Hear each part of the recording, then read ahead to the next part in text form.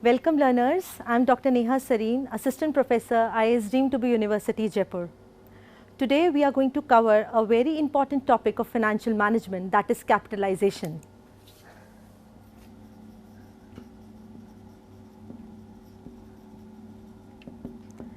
Capitalization is regarded as a very important ingredient of financial planning.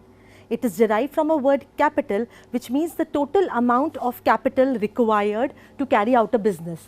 It is basically a summation of all the long-term securities.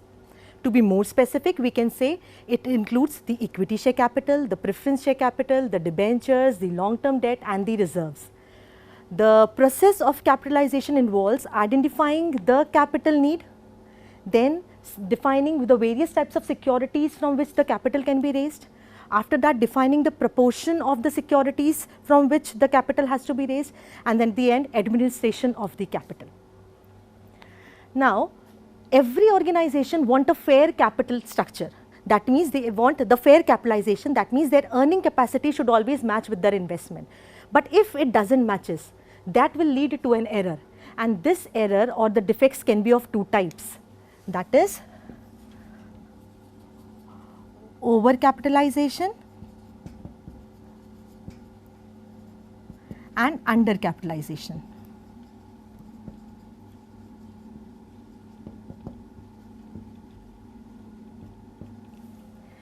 In this video of mine, I am going to cover the first defect, that is overcapitalization. Now basically what is overcapitalization? Overcapitalization occurs when the profit of the company is not sufficient to pay the interest to the debenture holders and dividend to the shareholders, or you can say the earnings are not sufficient to pay the debt, or the yield is not sufficient to pay your debt. Now there are certain causes by which the overcapitalization occurs in an organization. The first and the foremost is the high promotional expenses.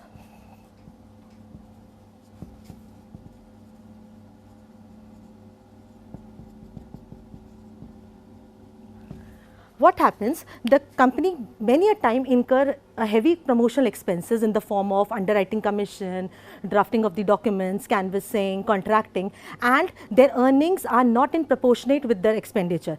That will certainly lead to the defect of overcapitalization. The other cause can be the liberal dividend policy.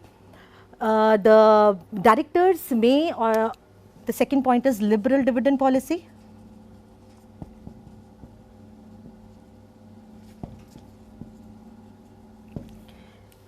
Many a time the directors liberally distribute their dividend among the shareholders and they do not keep any adequate policy for the retained earning. Now what happens is the company will face the deficiency of the fund, and when the company faces the deficiency of the fund, they have to issue the capital, fresh capital again from outside. So what they are doing, they are simply incurring the debt again. That will again lead to this defect. The other can be purchasing the assets at very high prices. When the assets of the companies are purchased at the inflated prices, what happens is the book value of the company is more as compared to the actual value. That is also a reason for overcapitalization in an organization. Overestimation of the expenses, many a time the promoters, what they do, they keep on overestimating the earnings of the company.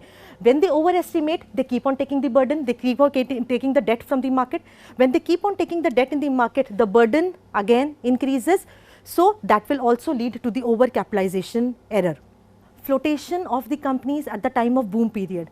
Many a time the company, in order to secure its solvency, has to float itself. If this flotation takes place in the boom period, then the required rate of return is less as compared to the capital employed, and what happens is the earning per share and the earning capacity of the company decreases. So this will lead to the error of overcapitalization in the business. Apart from the certain causes, there are certain remedies also. The first and the foremost is reduction of the capital by the company. This is very important remedy. What happens is, if the company, if the organization reduce the total share capital, the reduction can be done in two ways. They can either reduce the number of share capital, the number of shares issued, or they can reduce the par value of the shares. In both the cases, the share capital is reduced, the capital component is reduced, and this will reduce their burden of this defect. The other can be, they can redeem the highly paid dividend preference shares. That can also be a remedy. Interest on the debentures can also be reduced. And very important remedy is flowing back of profit. As I discussed, that liberal dividend policy is a major cause of overcapitalization.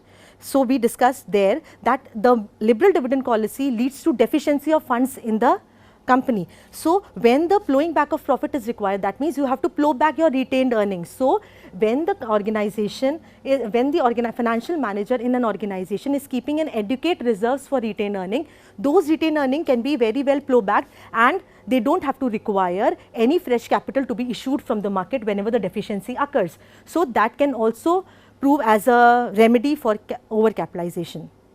At the end, I can say overcapitalization is simply like a fat man who is not able to carry on his weight, and definitely that man will be prone to certain diseases.